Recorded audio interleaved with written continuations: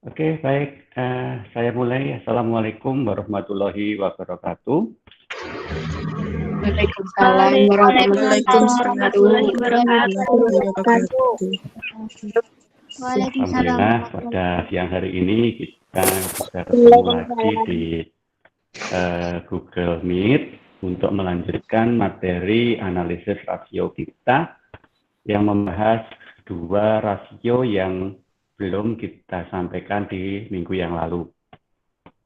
Minggu yang lalu di analisis rasio kita sudah membahas tentang likuiditas ya dengan 3 komponen analisisnya itu metodenya dan juga analisis aktivitas. Di mana di dalam aktivitas kemarin saya minta untuk memahami 6 rasio. Di mana rasio utamanya itu 3 ya, turnover-nya itu mulai perputaran piutang, perputaran persediaan, dan perputaran total aset. Tapi di masing-masing perputaran, saya minta juga untuk dipahami menghitung jumlah atau lamanya hari dalam setiap 1 kali putarannya. Oke, jika memang ada yang belum paham dari materi analisis rasio kita yang likuiditas dan aktivitas, monggo silahkan disampaikan di kesempatan hari ini. Oke, sebelum kita mulai, monggo silahkan jika memang ada yang mau ditanyakan, monggo silahkan.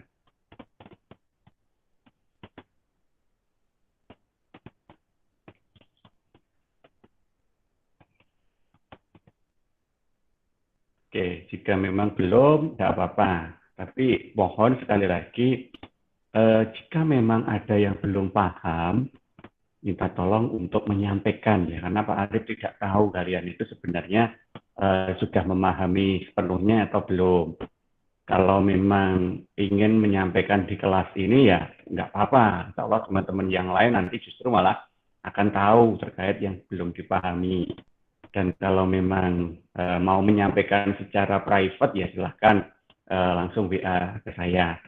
Ya, tapi ya bisanya lewat WA ya sementara untuk bisa langsung ketemuan ya karena belum bisa maksimal ya kita masih belum bisa melakukan. Oke, untuk kesempatan hari ini kita akan melanjutkan materi kita ke rasio yang ketiga yaitu rasio leverage. Ya, rasio leverage. Sekilas kita ulas sedikit tentang 2 rasio yang sudah dibahas minggu yang lalu, yaitu rasio likuiditas dan aktivitas, yang harus menjadi pemahaman utama dari kalian terkait dengan rasio itu adalah 1. Apa sih tujuan dari masing-masing analisis rasionya? Jadi ketika kita bicara likuiditas itu kemarin tujuannya mau melihat apa? Itu wajib. Kalau kita mau menggunakan aktivitas, kemarin tujuannya mau melihat apa? Nah, apa-apa yang mau dilihat itu lebih spesifik lagi berdasarkan dari metode yang ada di dalam rasio itu. Kalau kemarin di likuiditas ada analisis quick ratio, ada current ratio, ada cash ratio. Masing-masing memiliki tujuan yang berbeda, kepentingan yang berbeda.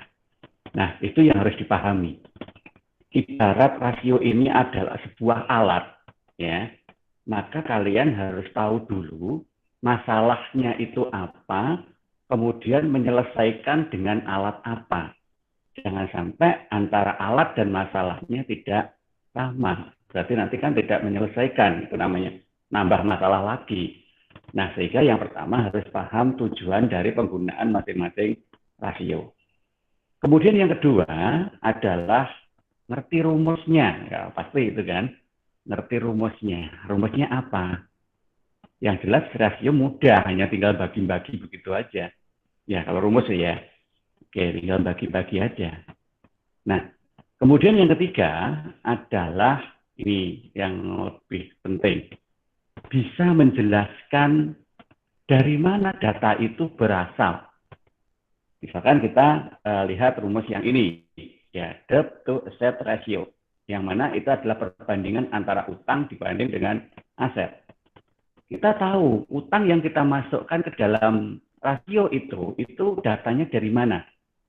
Aset, datanya dari mana? Ekuitas, bunga, EBIT, datanya dari mana? Kita harus tahu. Nah, kita tahu kadang, oh itu laporan neraca, oh itu laba rugi. Oke, alhamdulillah. Cuman di neraca sama laba rugi itu kan juga isinya banyak. Kita harus tahu letak dari komponen yang akan kita ambil itu ada di mana. Utang, oh utang ada di neraca, posisi mana Pak Siva?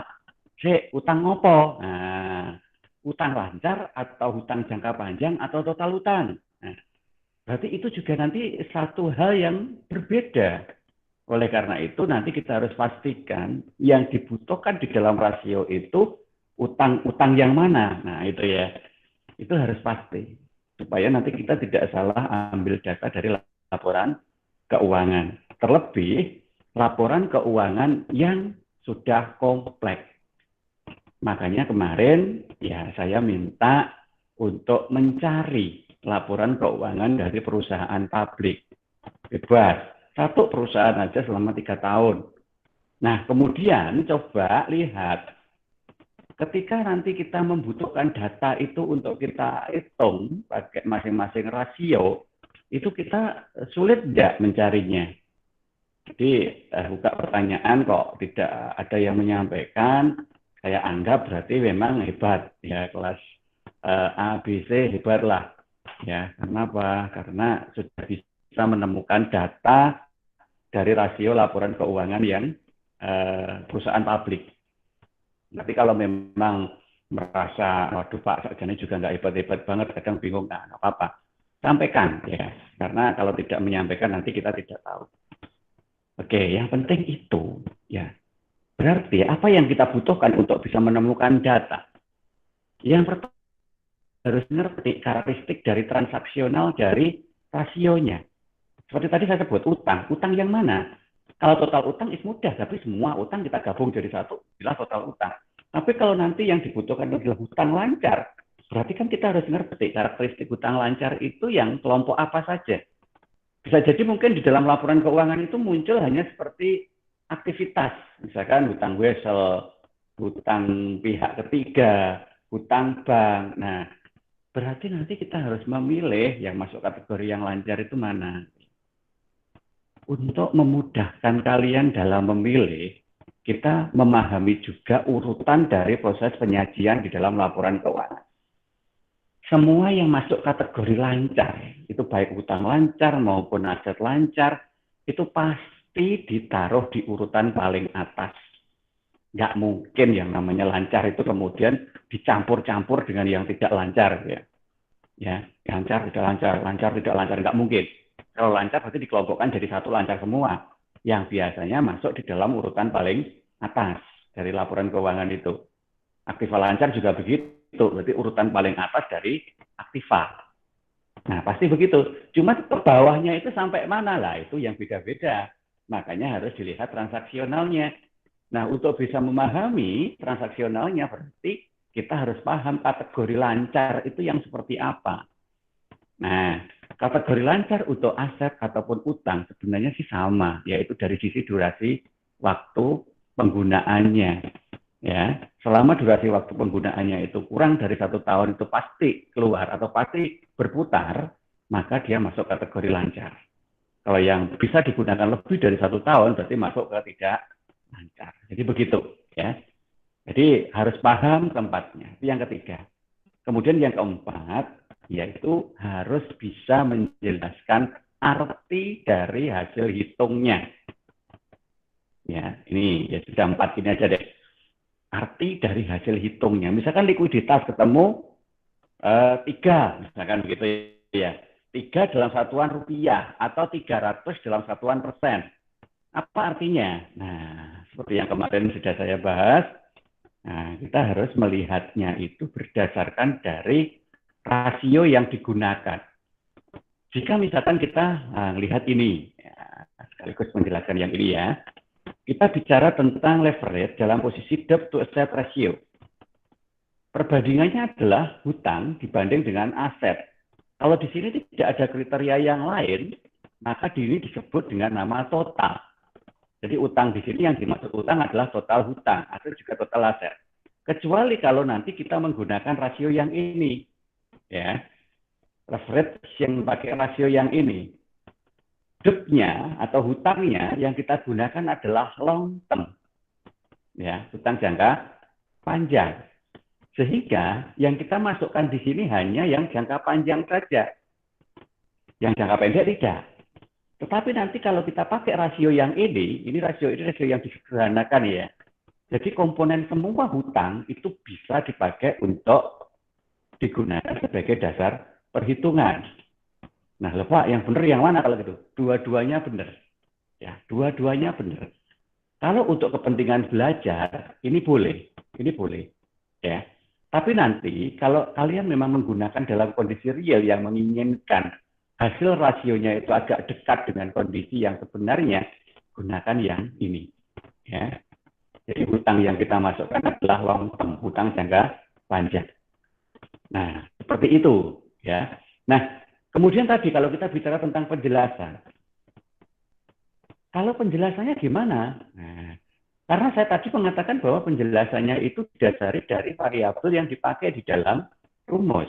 Kalau ini utang dibanding dengan aset, berarti debt to asset ratio itu tujuannya adalah melihat komposisi jumlah utang dibandingkan dengan total aset yang dimiliki oleh usaha itu. Katakanlah di sini ketemu, katakanlah ya, ketemu di sini 10 rupiah. Katakanlah begitu, karena ini rupiah dibagi rupiah, ketemu rupiah, 10 rupiah. Apa artinya? Sama dengan likuiditas kemarin, bahwa di setiap 1 rupiah dari utang yang dimiliki oleh perusahaan itu, setiap 1 rupiah utangnya ya, itu dijamin oleh 10 rupiah kepemilikan aset. Jadi asetnya itu 10 kali lipat dari hutang. Artinya apa? Ya jelas, kalau semakin besar nilai dari hasil hitung debt to asset rasionya, perusahaan itu kan semakin baik kinerjanya kan, semakin aman. Kenapa? Karena semakin kuat dalam membayar atau membackup jumlah hutang dimiliki. Nah, itu arti. Untuk manajemen keuangan cukup sampai di situ dulu aja penjelasan arti.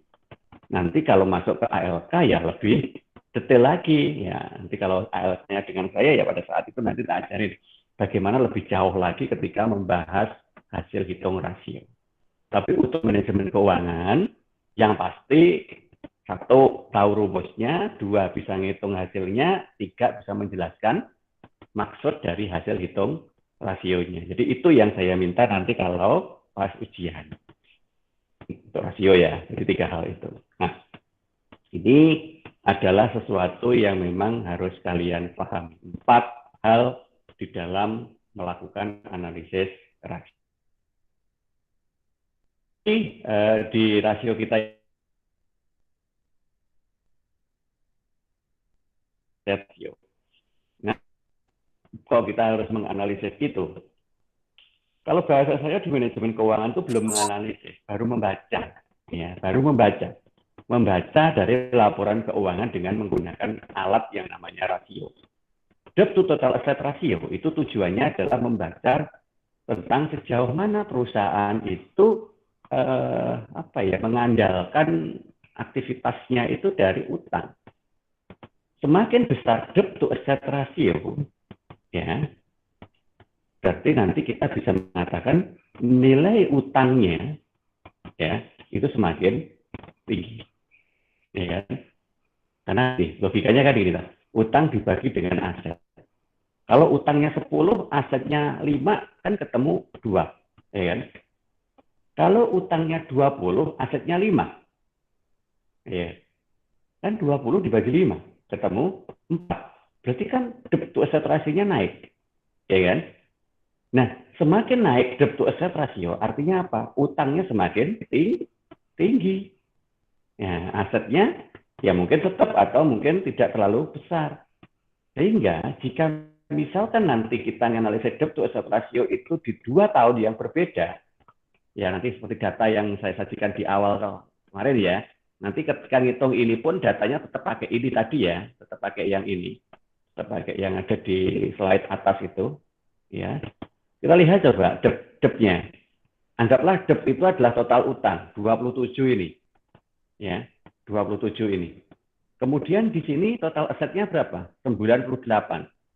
Jadi pada posisi kita punya utang 27, asetnya 98. Coba kita ke sini. Utangnya tetap 27, tapi asetnya apa? Naik.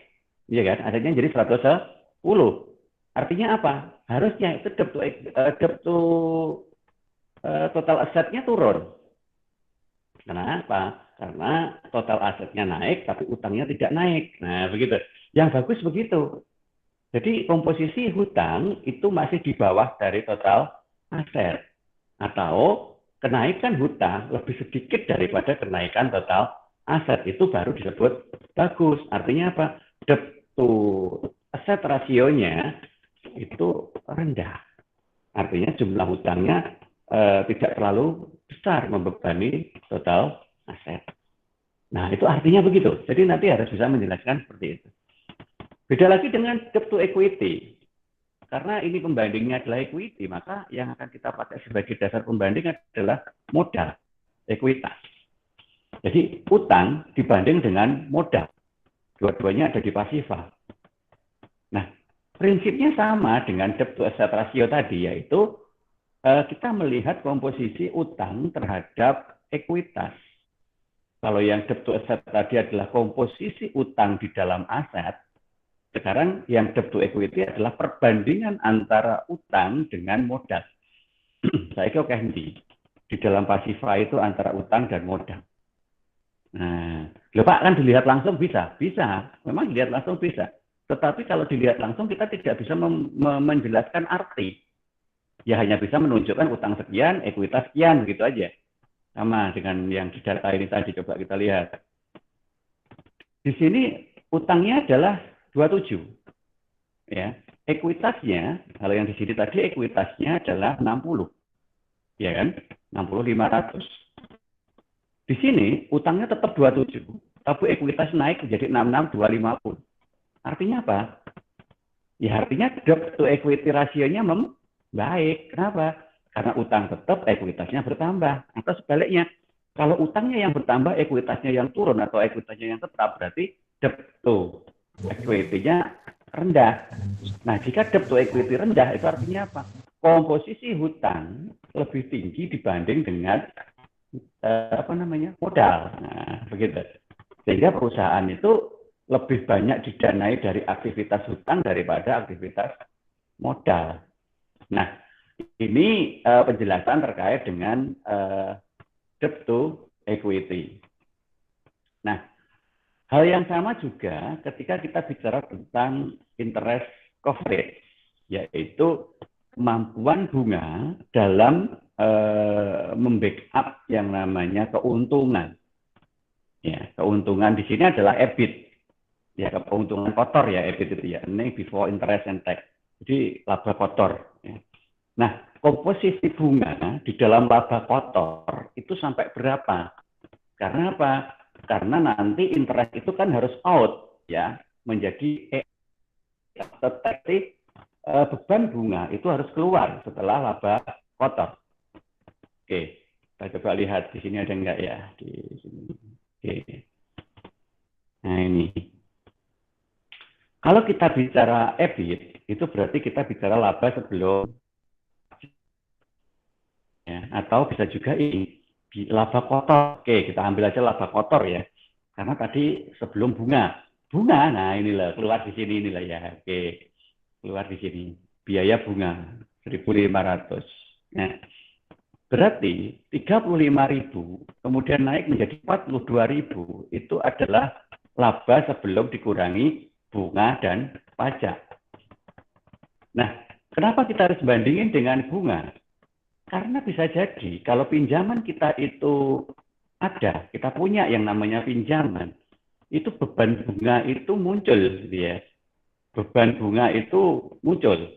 Nah, ketika beban bunga itu muncul, berarti nanti harus keluar. Jangan-jangan beban bunga itu tinggi. Sehingga ketika menjadi laba kotor, itu seolah-olah besar. Kalau beban bunganya itu tinggi. Nah, supaya nanti beban bunga itu tidak mempengaruhi laba bersih, maka kita hitung yang namanya pembandingan antara pendapatan dengan kita hitung antara laba kotor dengan bunga, sehingga kita bisa mengatakan bahwa dari total laba kotor tersebut, nilai tingkat suku bunga yang harusnya dibayarkan dalam beban bunga itu sebesar berapa rupiah. Nah, begitu maksudnya. Jadi katakanlah di sini nanti ketemu 10. Nah, berarti kan apa? Di dalam setiap satu rupiah EBIT itu nanti ada 10 rupiah yang harus kita keluarkan di dalam kebalik. Di dalam setiap 10 rupiah EBIT itu ada 1 rupiah bunga yang harus kita keluarkan. Oke. Ya, jadi seperti itu. Jadi kebalik. Jadi kalau misalkan di sini ketemu 10 rupiah, berarti di dalam setiap 1 rupiah bunga itu nanti harus keluar dari 10 rupiah nilai EBIT atau laba kotor yang ada di dalam laba rugi itu. Nah, inilah suatu kondisi yang memang harus kita gunakan untuk menjelaskan seperti apa sih sebenarnya kondisi dari kinerja keuangan sebuah entitas, sebuah lembaga. Nah, semuanya itu nanti baru akan kita bisa pahami jika ada penjelasan, ya. Makanya nanti sebenarnya saya akan lebih banyak memprioritaskan penilaian itu pada penjelasan dari maksud hasil hitungnya. Karena apa? Karena kalau cuma ngitung pembagian seperti itu, saya rasa nggak ada yang susah, ya. Mencari di data, ya insya Allah gampang lah, wong kita juga orang akuntansi, saya ngerti utang di mana, saya ngerti. Cuman yang memang agak sulit itu adalah menjelaskan maksud dari hasil hitung. Ya, kenapa kok sulit? Ya karena belum terbiasa yang pertama. Kedua, memang kita harus kreatif dalam berpikir. Nah ini, kreativitas itu kan menuntut pemahaman. Nah, mungkin kita bisa kreatif kalau kita nggak paham. Nah, oleh karena itu, supaya nanti bisa kreatif, bisa memahami, bisa menjelaskan, maka kalian harus bisa memberikan hubungan antara dua hal yang dirasiokan ini, yaitu hubungan antara utang dengan aset. Seperti yang saya jelaskan bahwa kepemilikan aset itu salah satunya bersumber dari hutang.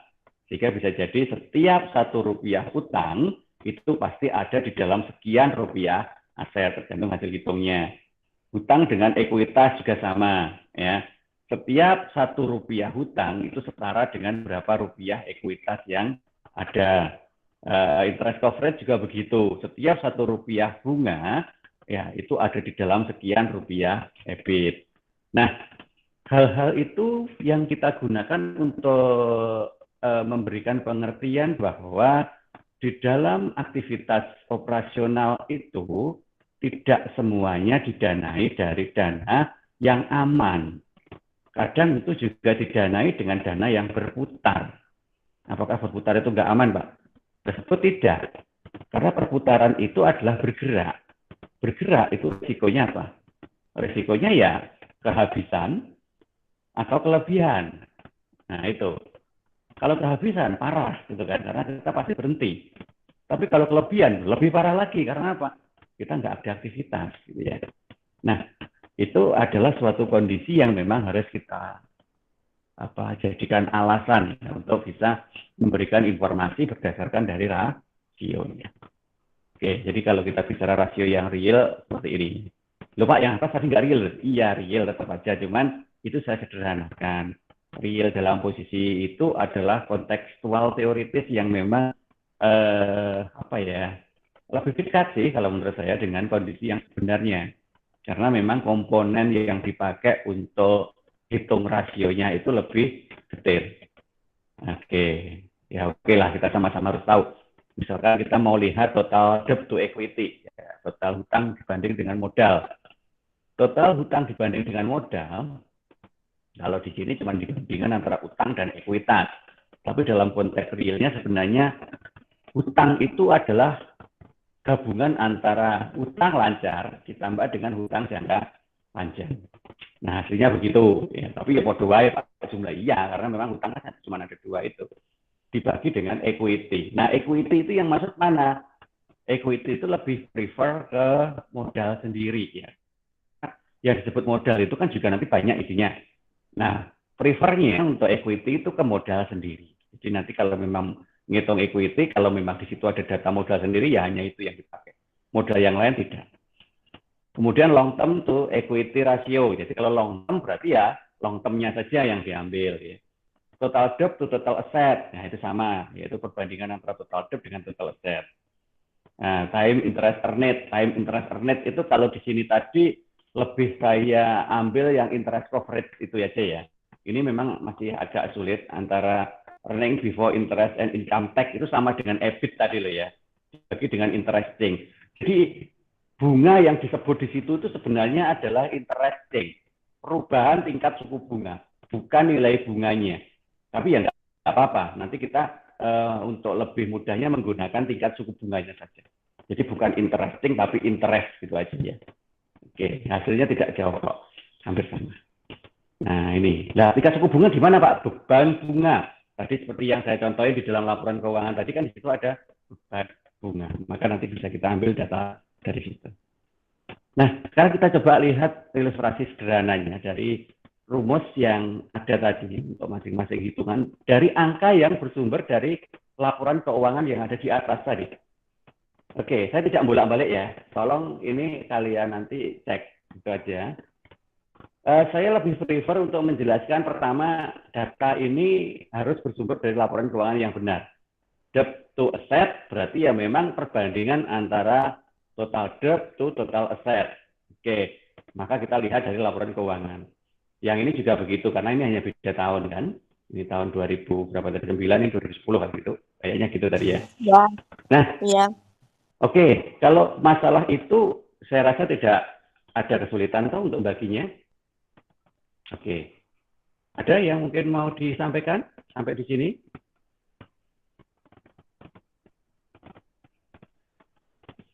Oke, belum ya. Oke, kalau gitu saya lanjut.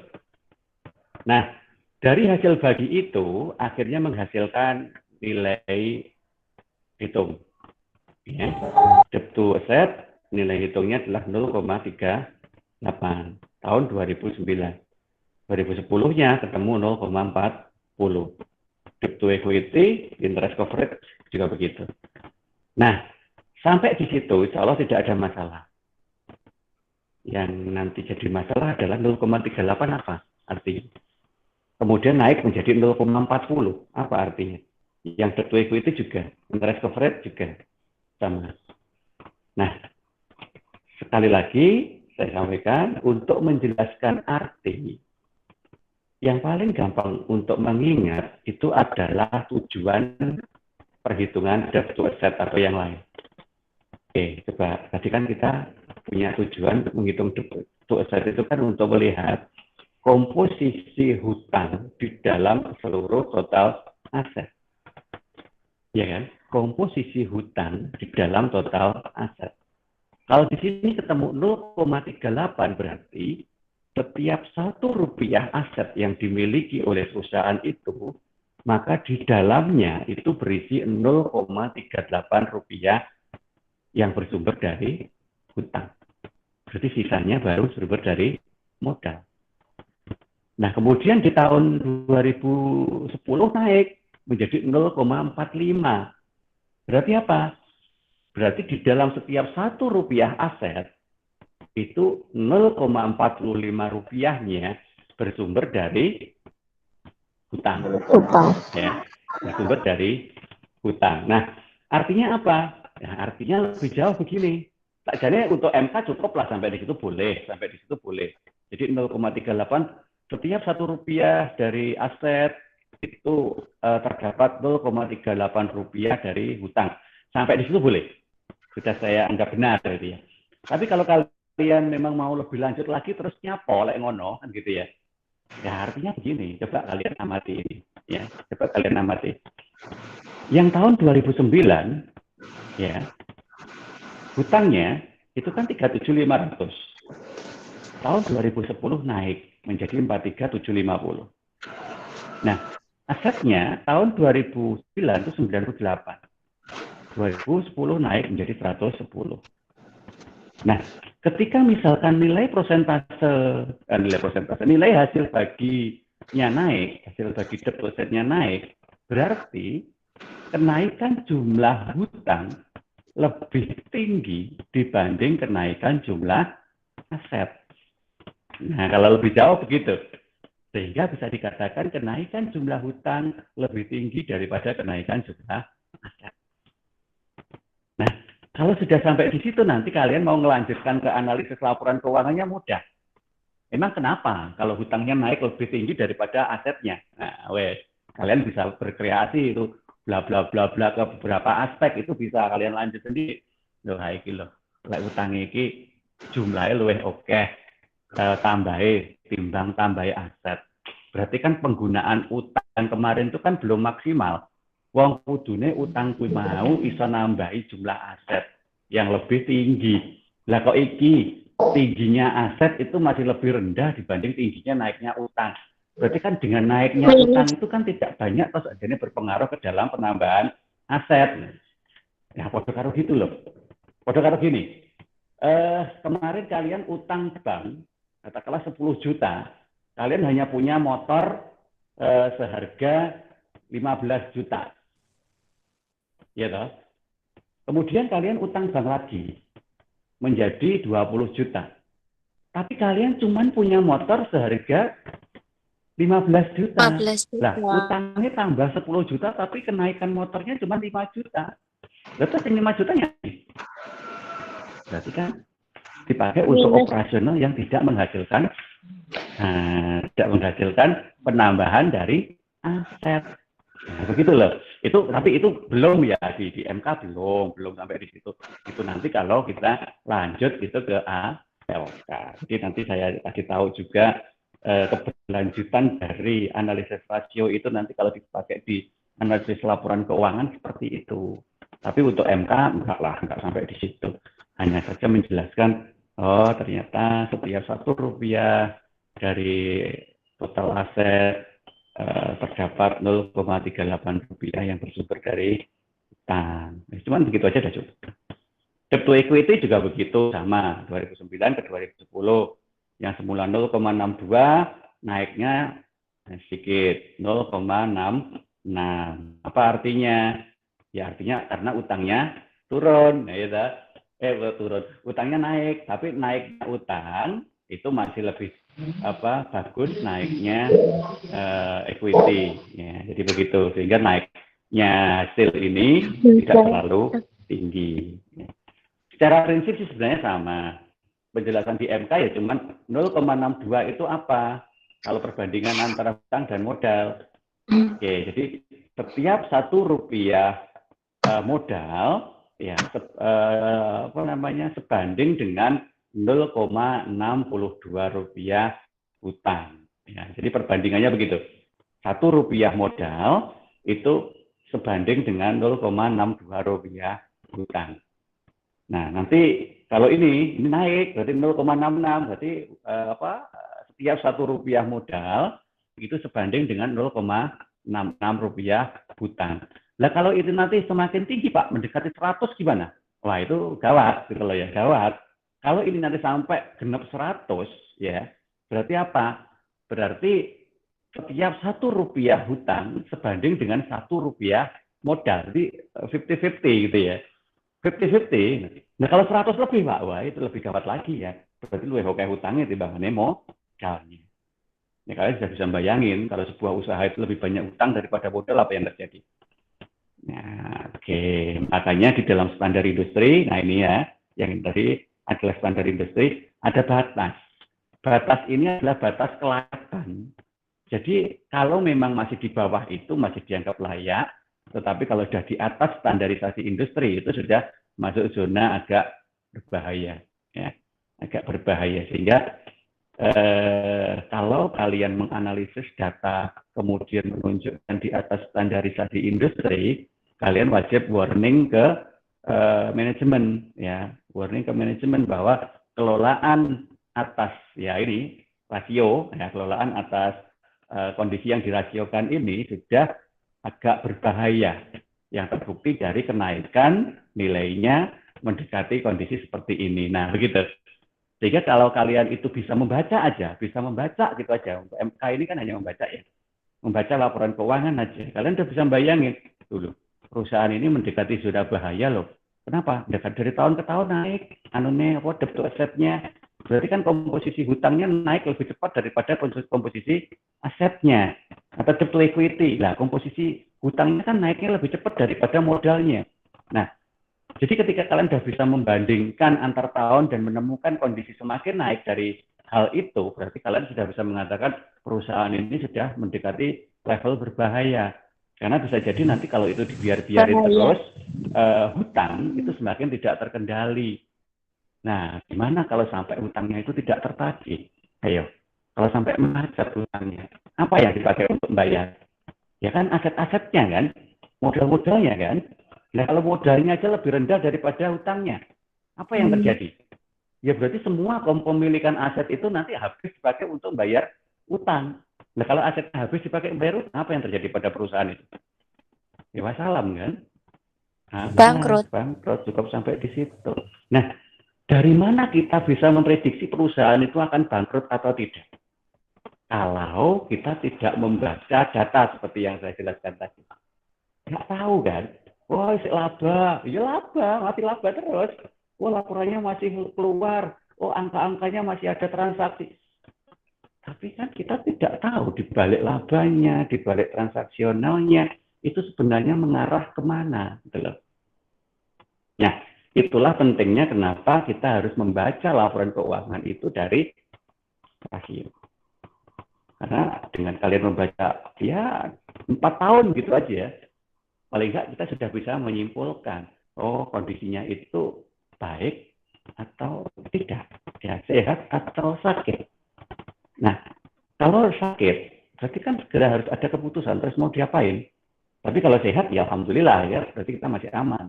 Atau kalau kalian mau menganalisis, bisa membuat keputusan, misalnya, invest saya di tempat itu saya lanjut enggak ya? Saya coba cek deh laporan keuangannya, misalkan gitu. Cek apa? Leverage, coba leverage, dicek leverage. Nah, ternyata leverage-nya kok buruk gitu ya, semakin naik misalkan. Ya, nah, kalian harus mulai berpikir, terus-terusan naik seperti itu, masa kalian masih setia di situ? Karena apa? Bisa jadi uang investasi kalian itu nanti habis dipakai untuk backup pinjaman loh. Dan nanti kalau pinjamannya itu jatuh tempo, terus kemudian tidak ada yang dipakai untuk bayar, apa enggak uang dari modal itu juga ikut dibablas nih bayar pinjaman, iya kan? Ya terus kalian dapat apa? Habis kan? Nah, kalau kita tidak menyadari, hanya melihat dari fluktuasi tingkat harga sahamnya saja, kadang tidak kelihatan. Makanya di dalam analisis harga saham, salah satunya juga harus membaca data dari laporan yang dipublish, supaya kita tahu kesehatannya itu sebenarnya masih dalam konteks yang aman dan kita masih layak untuk setia dengan itu, atau ya cukup sampai di sini dan saya akan pergi. Ya, karena di situ sudah tidak boleh melibatkan perasaan. Seperti itu maksud dari penjelasan hasil hitung rasio. Oke, ada pertanyaan dari apa yang saya sampaikan? Setidaknya tahu dulu lah tujuannya untuk apa dan cara membacanya. Kita masih punya satu rasio lagi. Ya, ada pertanyaan, Mbak? Ada?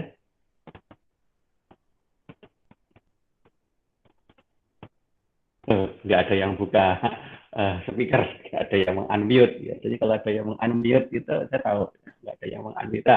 Mbak Nadia, ada apa Mbak Nadia? Wah, ditutup lagi. Oke deh, nggak apa-apa, nanti aja. Kita lanjut aja ke profitabilitas. Nah, ini lebih ekstrim lagi ya. Kenapa saya katakan lebih ekstrim? Ini karena kita mau melihat kemampuan perusahaan menghasilkan laba. Nah, loh Pak, laba itu kan sudah ada atau di laporan laba rugi, ngapain dicapai-capai harus seperti itu? Ingat, laporan laba rugi itu adalah suatu laporan yang hanya membandingkan antara total pendapatan dan total biaya. Dengan cara dikurangi, ya kan? Pendapatan dikurangi biaya, maka akan ketemu laba atau rugi. Prinsip dasarnya kan cuma seperti itu. Tetapi sebenarnya dari laba itu sudah layak atau belum, kita belum bisa pastikan. Karena apa?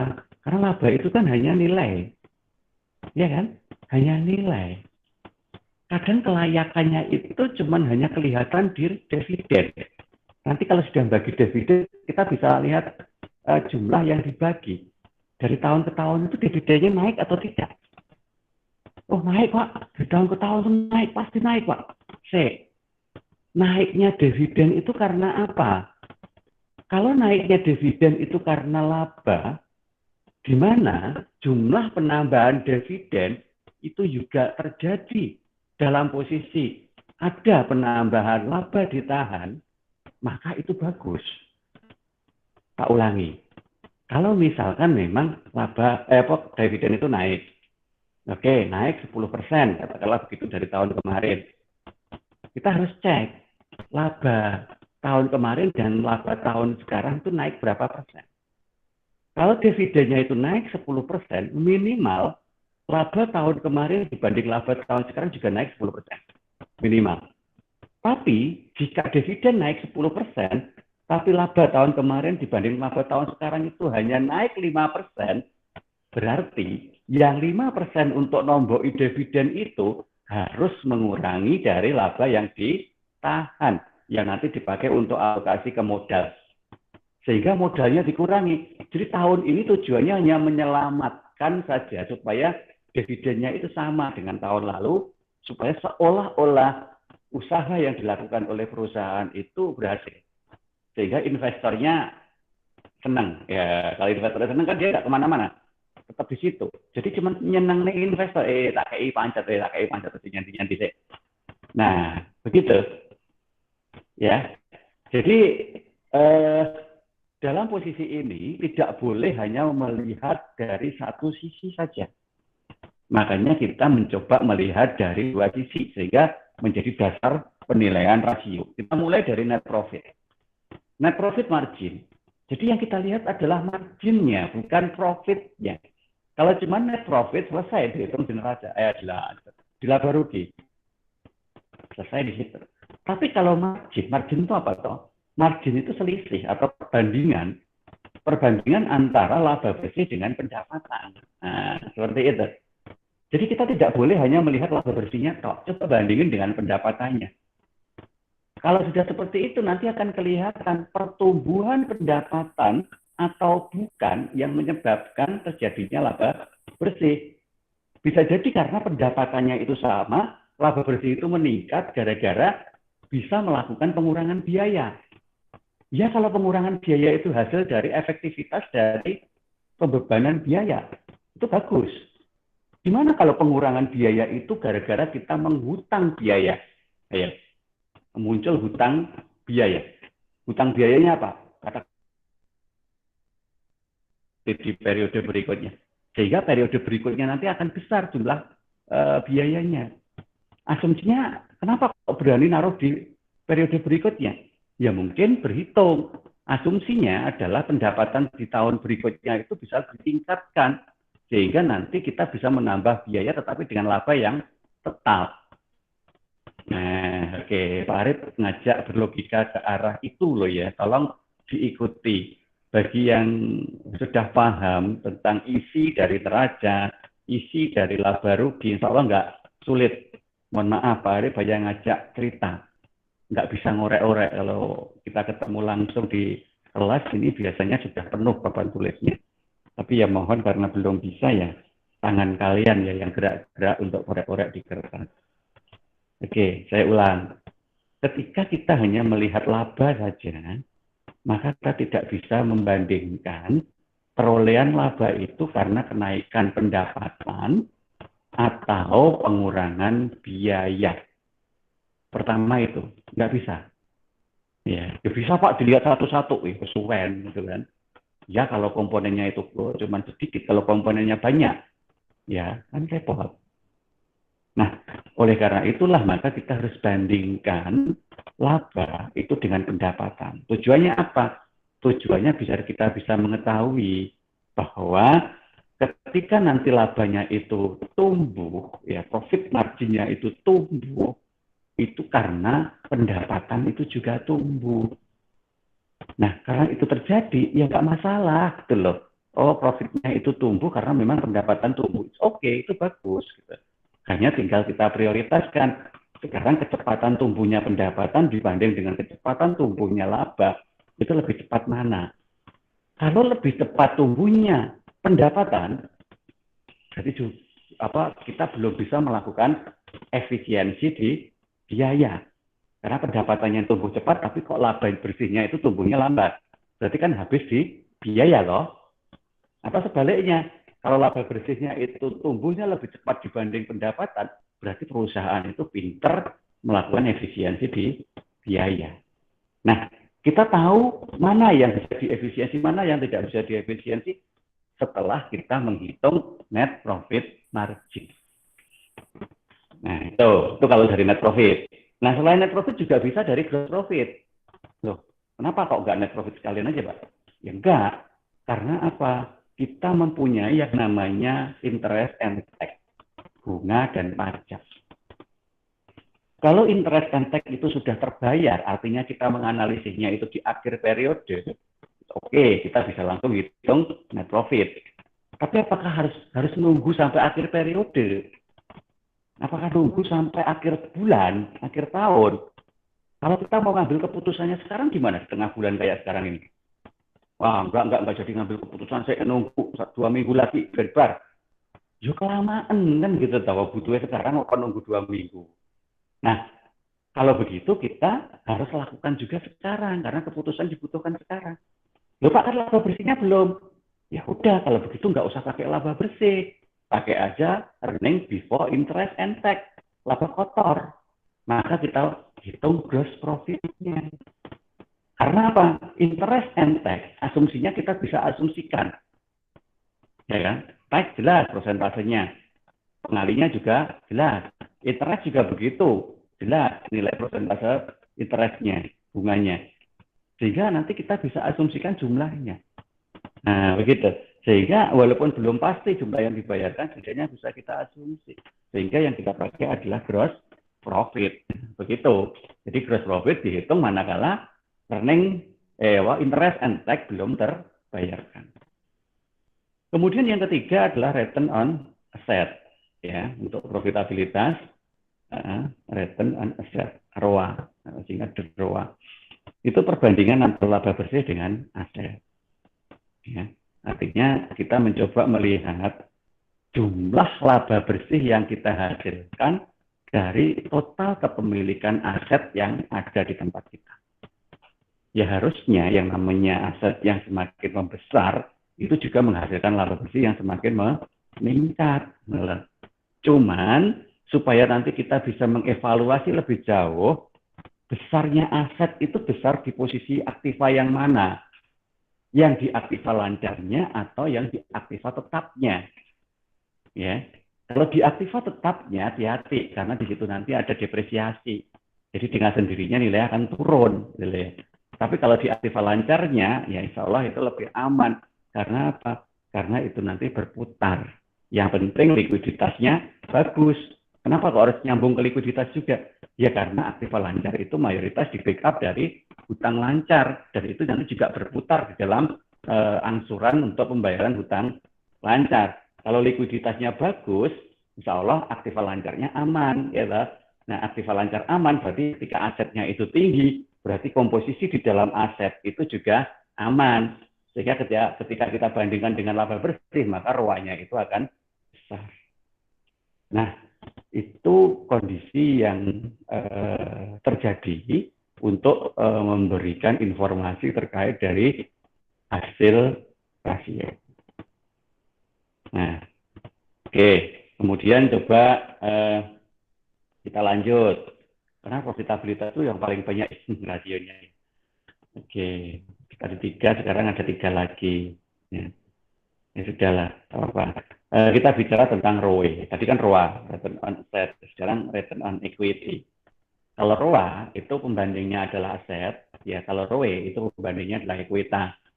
Apa tujuannya kok membandingkan dengan ekuitas? Ya sama tadi bahwa ekuitas itu kan modal ya, modal. Jadi kalau tadi pembandingnya adalah total aset, sekarang kita bandingin dengan modal. Bisa jadi ketika kita bandingkan dengan total aset tadi besar, karena memang asetnya besar. Tapi di situ kita belum tahu besarnya aset itu karena aset lancar atau aset tetap. Kita kan nggak peduli itu kalau hanya menghitung ROA saja. Nah sekarang lebih dipersempit lagi.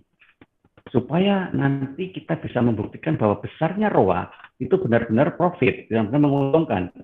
Ya, karena kita memang menghitung profitabilitas ya. Kita menghitung profitabilitas. Jadi besarnya equity maupun besarnya aset itu sangat berpengaruh untuk menentukan. Nah, kalau besar di equity, jelas equity adalah modal sendiri yang kita gunakan, ya modal sendiri. Tapi kalau misalkan total modal juga boleh lah, ya boleh total modal boleh, modal sendiri juga boleh. Nah di sini yang lebih penting lagi adalah bagaimana komposisi modal itu dalam menghasilkan laba. Nah begitu. Kalau tadi kan ROA bagaimana komposisi aset dalam menghasilkan laba. Sekarang bagaimana komposisi modal dalam menghasilkan laba.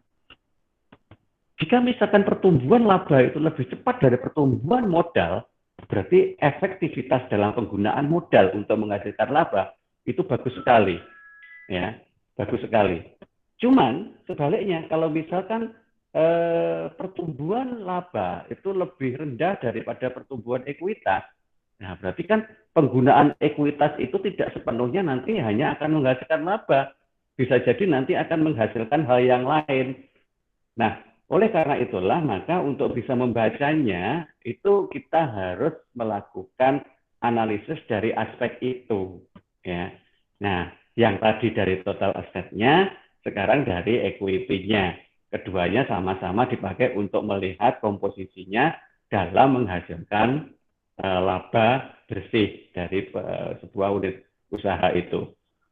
Nah, disinilah nanti kenapa kita harus melakukan analisis rasio. Oke, monggo silakan kalau ada yang tanya.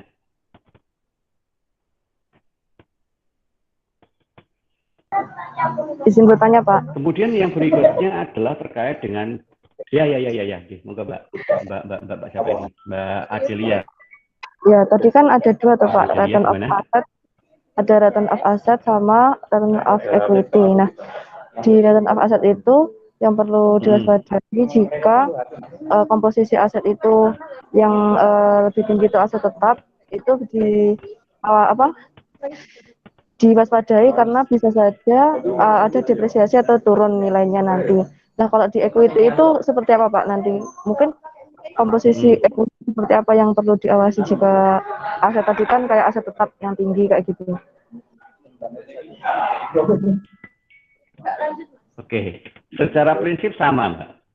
Secara prinsip sama. Jadi karena kita berhitungnya itu dari aspek laba. Kita mulainya dari aspek laba.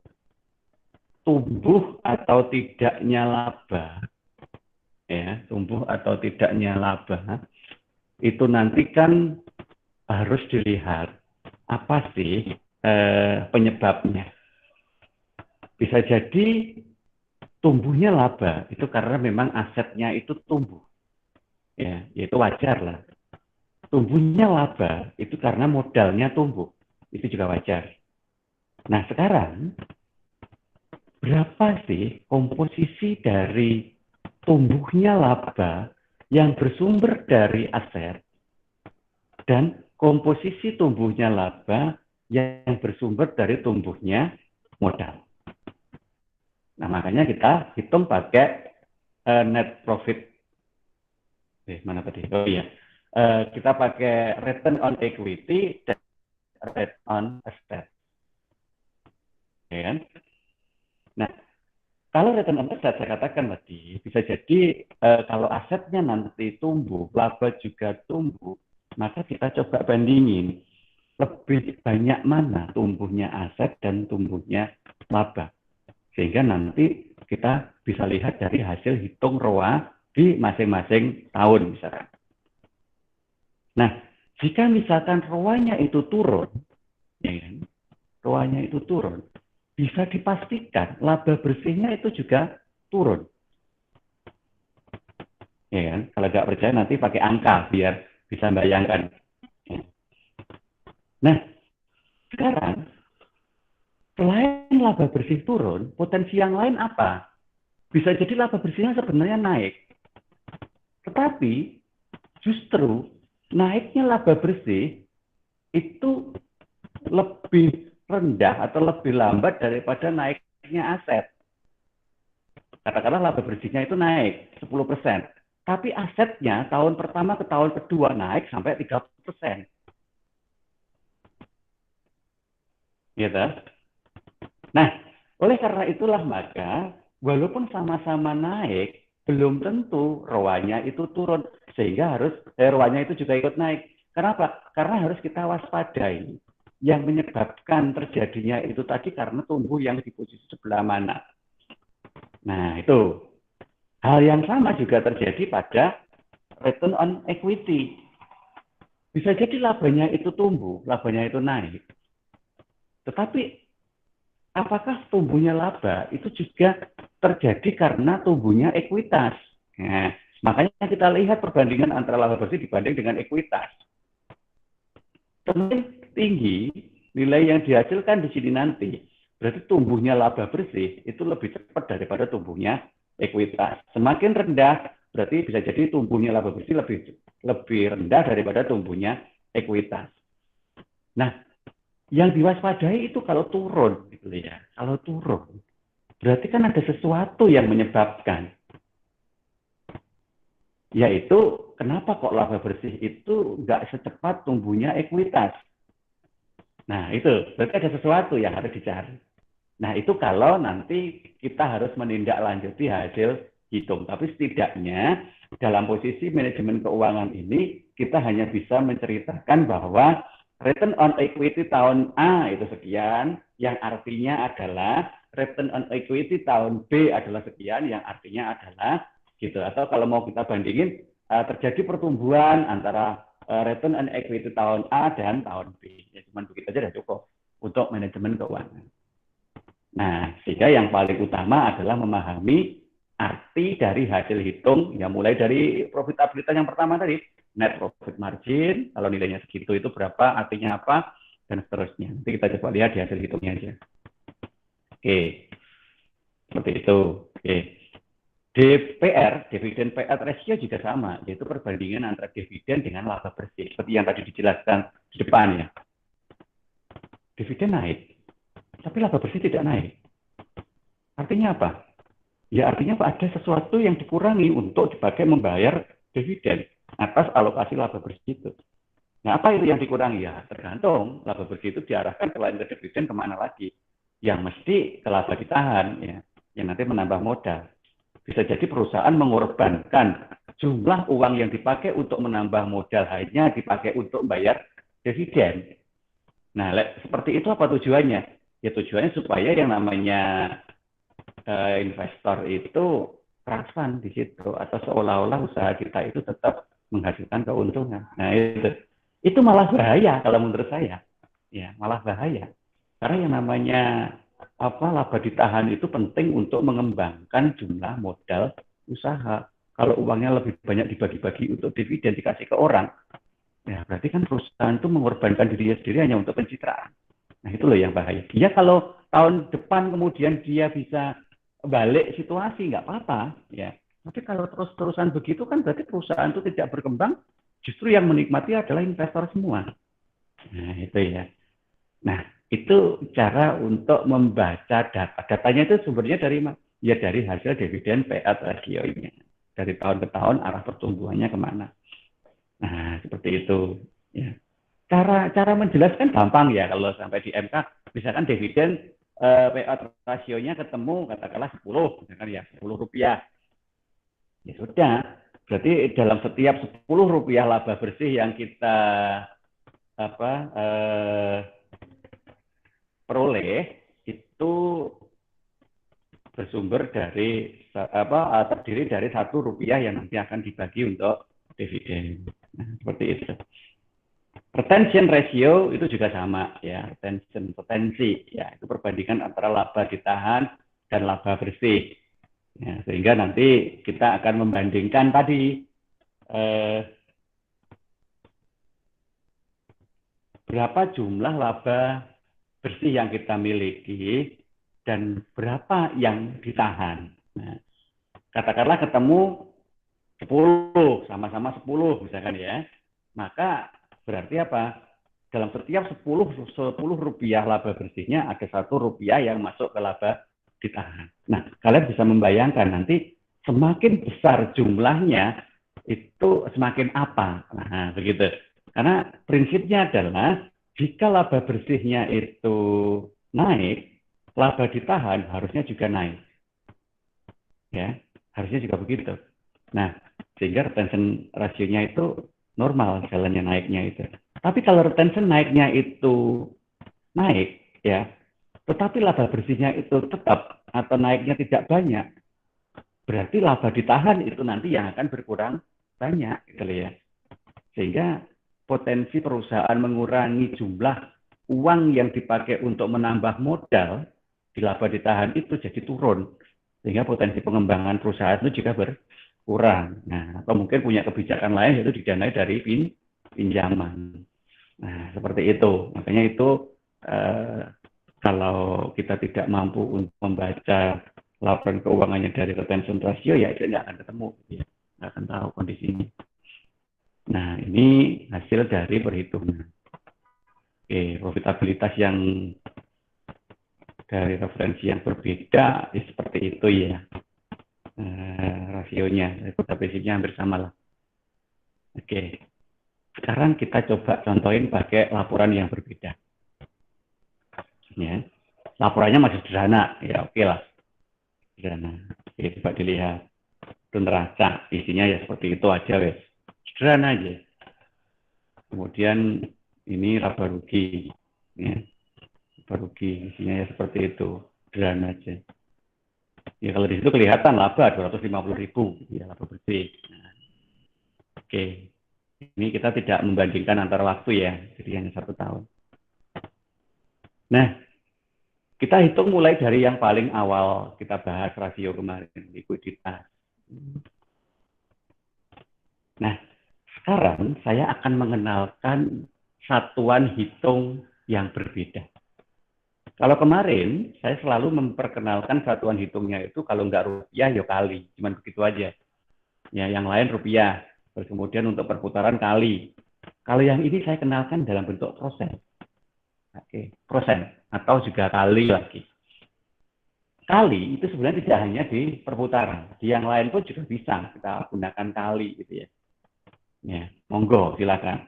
Yang penting kita paham ketika harus menjelaskan maksud dari hasil hitung itu tadi. Anggaplah current ratio, ya. Nilai current rasionya adalah 200%, ya. 500 dibagi 250, ini ya. 500 aktif lancar, 250 hutang lancar. Masukin di situ. Nah, loh Pak, ini rupiah dibagi rupiah kok persen? Sebenarnya ya tergantung dari keinginan kita untuk menjelaskan hasil hitung itu mengarah kemana. Maka itulah yang dipakai untuk menentukan satuan hitung dari hasil hitungnya. Kalau tadi di awal saya menjelaskan ini adalah rupiah, 500 dibagi 250 itu kan ketemu 2. Ya kan? Ketemu 2. Atau 2 kali itu tadi. Nah, kalau itu 2-nya adalah Rp2, berarti pembandingannya adalah antara nilai rupiah yang ada di aktiva lancar dan nilai rupiah yang ada di hutang lancar. Sehingga kita bisa menyebut dari setiap Rp1 yang ada di dalam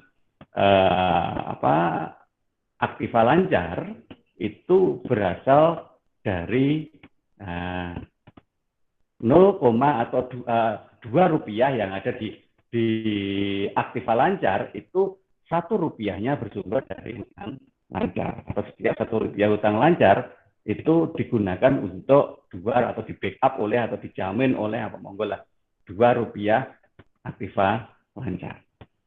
Itu kalau pakai rupiah. Tapi kalau itu agak sulit, ya udah berarti kita pakai persen.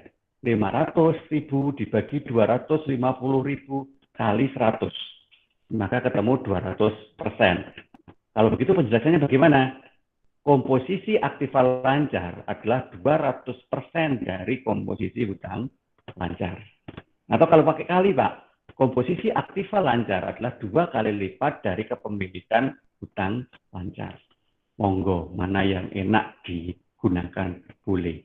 Ya, silakan pilih. Quick ratio ketemu 120. Oke, cara ngitungnya sama. Artinya apa? Komposisi hutang lancar ya, dan komposisi aktiva lancar yang tetap kita gunakan sebagai pembanding. Sama seperti ini. Atau 1,2 kali. Sama, penjelasannya sama. Jadi komposisi aktiva lancar 1,2 kali lipat dari komposisi hutang lancar atau 120% dari komposisi hutang lancar. Nah, cash ratio 40%. Ya. Oke, sama lah ya, atau 0,4 kali sama. Jadi komposisi hutang aktiva lancarnya adalah 0,4 kali dari komposisi dari kasnya adalah 0,4 kalinya hutang lancar atau 40% dari hutang lancar. Nah, ini penjelasan dari likuiditas. Cukup sampai di situ aja untuk MK. Leverage juga sama ya. Ini saya kenalkan dalam bentuk persentase. Saya tidak nunjukin ini angkanya dari mana-mana loh ya. Kalian harus paham ini karena rumusnya udah jelas dan datanya juga ada di laporan keuangan yang ada di atas. Nah, saya hanya menjelaskan cara ngitungnya aja. Cara ngitung lagi? Penjelasan hasil hitung. Total debt to equity itu perbandingan antara hutang dibanding dengan modal. Ya, artinya apa? Artinya total debt dibagi dengan total modal ya, total ekuitas. Nah, sehingga 60% atau 0,6 kalinya dari equity debt-nya. Hutang adalah 60% dari total modal atau 0,6 kalinya dari modal. Ini juga begitu. Long term-nya itu 40% dari total modal atau 0,4 dari total modal. Time interest-nya ya sama lah ya 15 kali. Oke. Nah, intinya sama seperti itu. Oke. Kemudian activity ratio ya, ini perputaran. Kalau perputaran sih pasti satuannya kali ya. Total aset on aval. Jadi perputaran dari total aset itu 2 kali selama 1 tahun. Oke, 2 kali itu artinya 2 kali lipat dari total aset yang berputar. Aset juga begitu 2,67 kali. Nah, yang penting itu tadi setiap 1 kali putaran kita harus tahu berapa hari yang dibutuhkan. Ini rumusnya lebih baik pakai rumus yang tak sampaikan kemarin aja, yaitu 360 hari dibagi dengan perputarannya. Ya, dibagi dengan perputaran. Kalau pakai rumus ini agak sulit. Ya, langsung aja mudah. Kalau ini ketemu 2 kali berarti 360 dibagi 2. Berarti setiap 1 kali putaran itu butuh waktu sekian hari.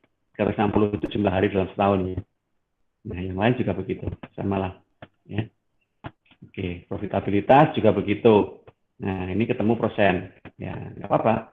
Ya. Rate of return on net worth.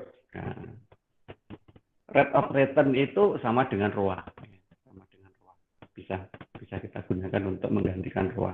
Net profit margin, operating ratio, earning power sama. Sehingga prosentasenya itu adalah prosentase pembandingan antara laporan yang atau elemen yang ada di dalam rasio ini. Ya, maka kembalikan aja ke rumusnya tadi. Ya. Oke, logikanya kan ini Pak.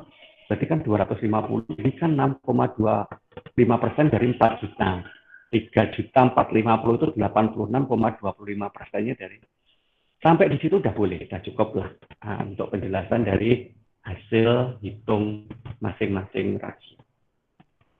Oke, nah sekali lagi karena di materi Google Meet ini saya tidak bisa melihat kalau kalian nanti mencoba mengerjakan soal, maka walaupun tidak menjadi sebuah kewajiban, tolong latihan itu tetap dilakukan. Seperti yang saya sarankan kemarin, coba download laporan keuangan perusahaan publik, paling enggak yang 4 tahun atau 3 tahun, monggo. Kemudian hitung hasil dari masing-masing rasionya, keempat-empatnya itu. Terus kemudian coba buat penjelasannya. Itu aja, sampai di situ. Nanti kalau ada yang masih kesulitan terkait dengan menjelaskan salah satu rasio, silahkan komunikasikan dengan saya lewat WA. Nanti akan saya coba bantu untuk memberikan penjelasannya. Jadi intinya di dalam analisis rasio ini hanya 4 hal yang tadi saya sampaikan di awal yang harus kita pahami untuk kita pelajari. Ya. Yang pertama, saya ulangi lagi kesimpulan bahasan kita hari ini. Yang pertama, ya kita harus ngerti tujuan. Tujuan dari masing-masing rasio itu untuk memberikan informasi tentang apa. Oke, kemudian yang kedua, ngerti rumusnya. Rumusnya itu apa.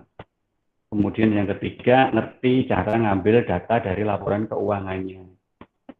Oke, dan yang keempat adalah bisa menjelaskan maksud dari hasil hitung rasio. Udah cukup 3 itu aja yang bisa kalian pelajari untuk pemahaman di analisis rasio. Sekali lagi nanti kalau memang ada yang belum dipahami mau ditanyakan, silahkan nanti ditanyakan.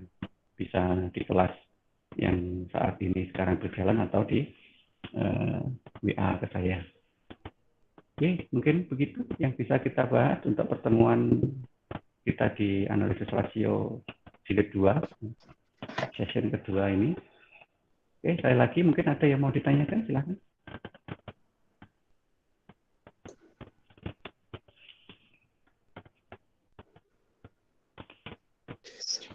Ya, mungkin mau tanya, di unmute saja ya kalau mau tanya. Silahkan.